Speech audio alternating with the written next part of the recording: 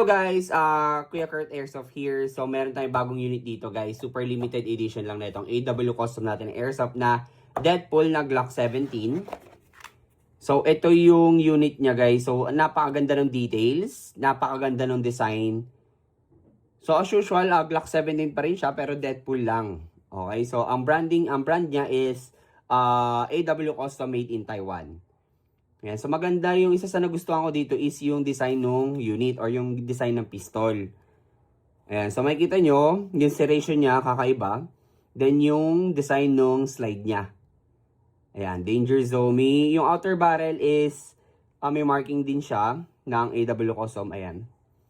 Ganda ng markings. Ito yung hand grip niya. Ayan, Daddy's Happy Place, which is itong tinuro yung trigger. Ayan, may logo ni Deadpool. So, pag tinutok mo, yun yung itsura niya. Ayan, ito yung design ng top slide. Ito naman yung sa kabila. So, ito yung hand grip niya. Ganda. Reload. Ano to? Hindi ko na mabasa. Ayan, may underlay for accessories attachment. Ayan, so yung kasama sa box, meron siya kasamang compensator. Yung compensator, ang purpose nito, dito siya nilalagay, guys.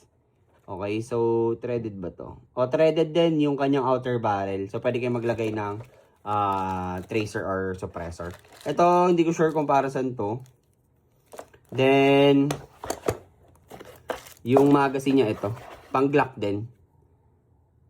Ayan. So, 26 to 27 rounder. Full metal, gas type, magazine. Then, may marking sa base plate ng kanyang AW Custom. So, hindi ko pala na-check pag yung kanyang kasahan is color red. So, pasensya na guys. Ayan, red yung kanyang ano. Ganda. Lutong. So guys, available naman to ha. Nasa TikTok ko to. Tsaka nasa Google Drive ko. Ipopost ko to for new arrivals. Yan.